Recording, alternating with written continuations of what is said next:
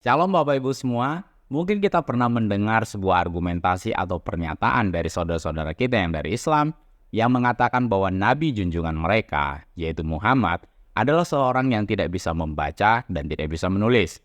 Mereka memberi istilah dengan ummi.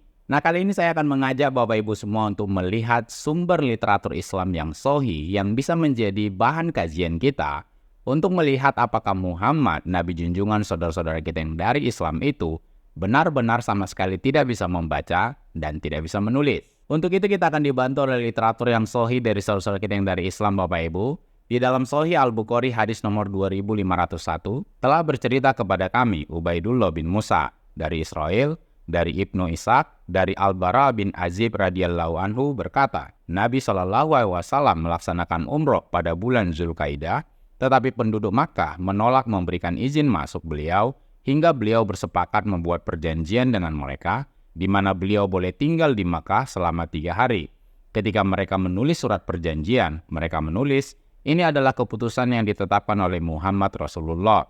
Maka kaum musyrikin berkata, kami tidak setuju. Sebab seandainya kami mengetahui bahwa kamu adalah Rasulullah, tentu kami tidak akan menghalangimu. Tetapi kamu adalah Muhammad bin Abdullah. Beliau berkata, aku adalah Rasulullah dan aku adalah Muhammad bin Abdullah. Kemudian beliau berkata kepada Ali, hapuslah kalimat Muhammad Rasulullah.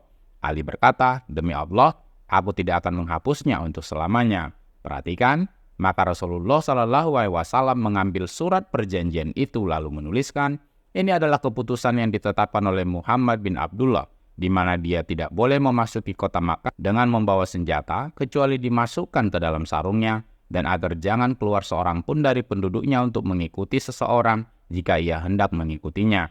Dan janganlah dihalangi seorang pun dari sahabat-sahabatnya bila ada yang berkehendak tinggal di Mekah, dan seterusnya. Nah, dari hadis sahih yang sudah saya tunjukkan tadi Bapak Ibu, kita bisa lihat sendiri bahwa ternyata Muhammad bisa menuliskan sendiri perjanjian dengan penduduk Mekah.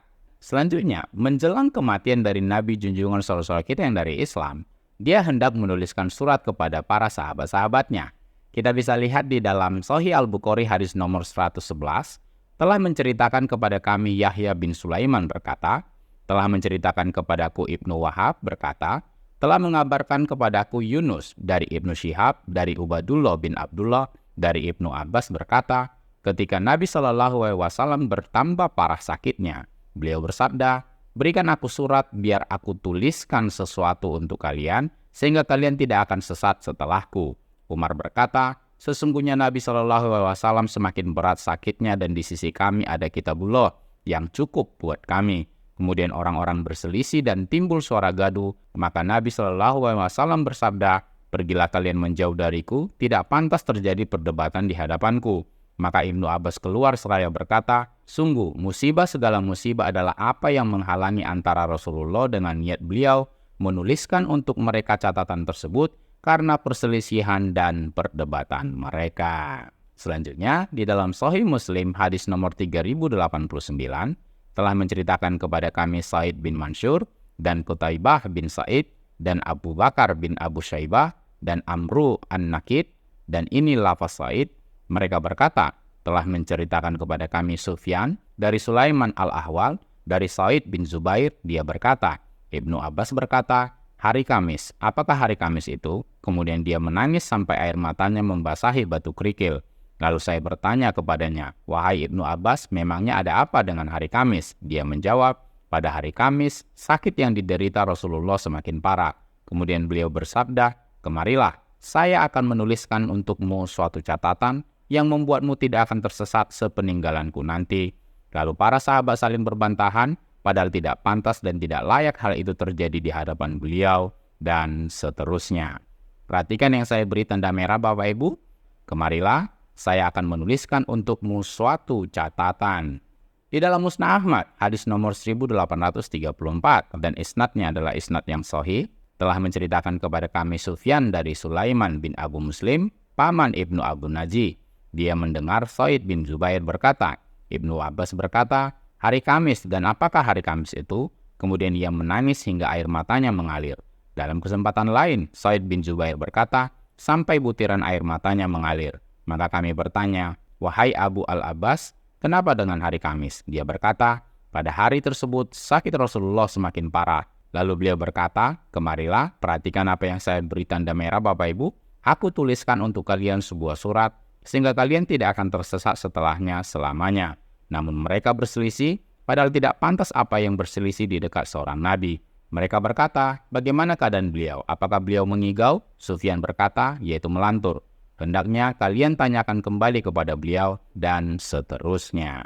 Nah, dari hadis-hadis sahih yang sudah saya tunjukkan tadi Bapak Ibu, ternyata menjelang kematiannya, Nabi junjungan saudara-saudara kita yang dari Islam mau menuliskan sesuatu, ternyata pada akhirnya dihalangi oleh Umar, dan berakibat munculnya perselisihan di antara para sahabat di hadapan Muhammad.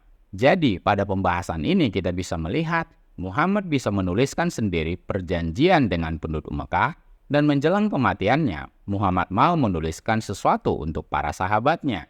Nah, ada yang bertanya kepada saya, berkenaan dengan membaca Pak Jul, apakah kita bisa melihat bahwa Muhammad bisa membaca tulisan? Nah, untuk itu kita akan dibantu oleh literatur yang ada di perpustakaan kita ini Bapak Ibu. Di dalam literatur ini, sesungguhnya Nabi Shallallahu Alaihi Wasallam mengangkat Abdullah bin Arkam sebagai juru tulis. Maka dia menuliskan surat-surat untuk Nabi Shallallahu Alaihi Wasallam kepada para raja. Sifat amanahnya di sisi Nabi Shallallahu Alaihi Wasallam mencapai tingkat di mana, perhatikan, beliau memerintahkannya menulis dan memberi cap tanpa membacanya kembali.